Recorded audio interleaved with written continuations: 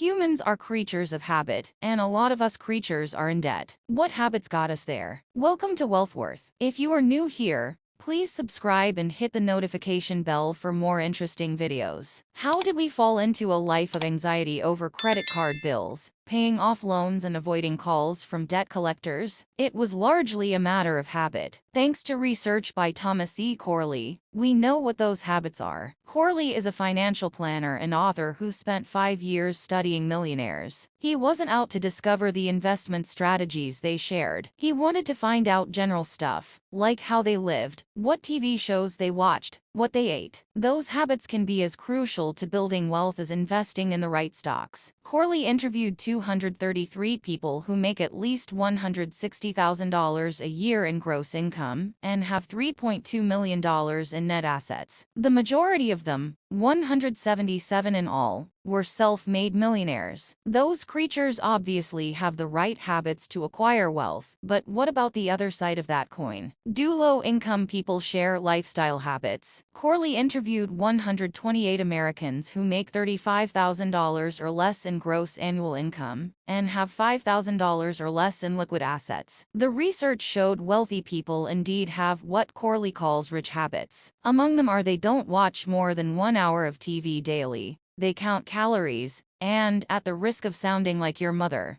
they floss their teeth. Build savings first. If you want to get rich, here are 7 poverty habits that handcuff people to a life of low income. Before making any investments or loans, it's important to set aside a portion of your income as savings. Having a reliable financial cushion in an emergency or when you need access to extra funds is essential for achieving long-term financial stability, and if you choose the right account, can earn you free money too. Even if you can only put away a small amount each month, maybe just $5 or $10, doing so will ensure you are taking the steps necessary to improve your finances in the long run. Don't be afraid to move your savings to accounts with higher interest rates, as the better rate you get, the more extra money you will earn without lifting a finger. An easy way to build wealth is to set up an automatic payment to a savings account or pension pot each month, to ensure you don't forget to pay your savings pot each month. Then you can sit back and watch as more money accumulates in your account. Winget advised starting small when deciding how much of your paycheck you should put in savings consistently. Try saving 5%,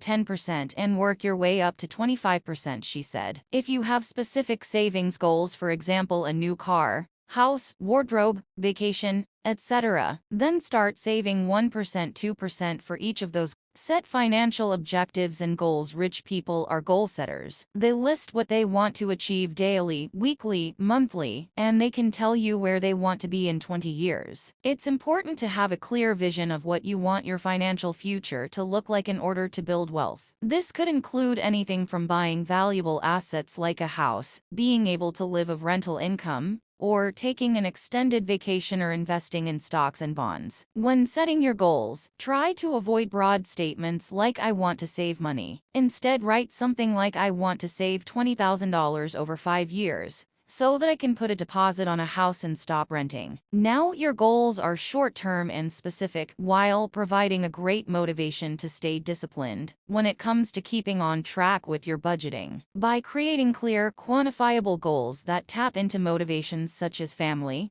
love, happiness, and adventure, you will find yourself working toward true wealth and infinite prosperity. Identify your monetary values. Poor people just sort of wing it. 95% of the poor people in my study had no life plan, Corley wrote. Without a blueprint, without long-term goals, we are like leaves on a fall day, floating in the air aimlessly. The bottom line is you don't have to be rich to make a plan. You do need a plan if you want to be rich. Create multiple streams of incomes. A 2019 U.S. Census Bureau study found that only 8.8% of women and 8.0% of men have 2 or more jobs. Corley found that 65% of wealthy people had at least 3 different streams of income set up prior to making their first $1 million.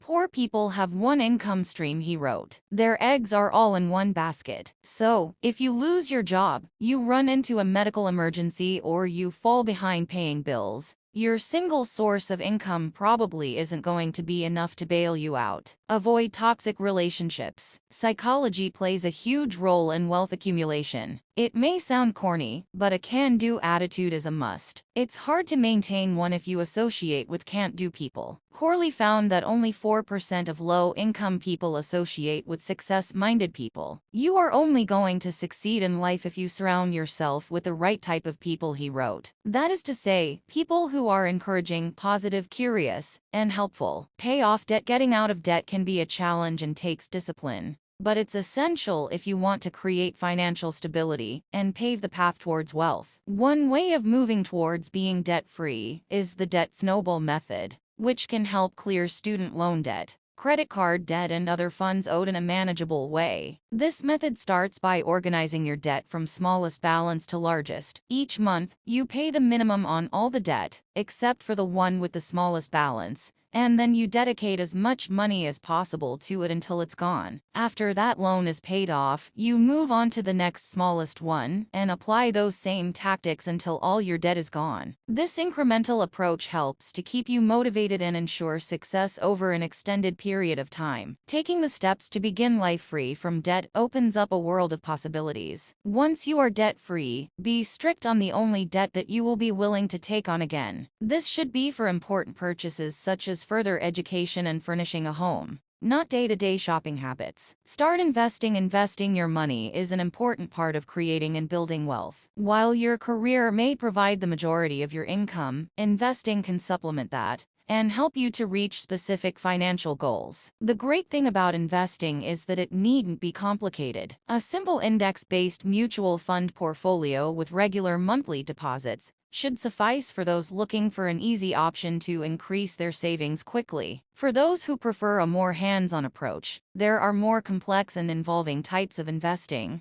such as day trading, that can be undertaken. Whichever route you decide to take, make sure that you do your research and understand fully the investment vehicles you are using. With discipline and effort, investing can be a powerful way to create wealth over time. If you are a new investor who is financially stable, meaning your bills are comfortably paid, you have a nest egg for emergencies, etc., then starting your investment journey is a natural next step, advised Winget. Goal setting is the first.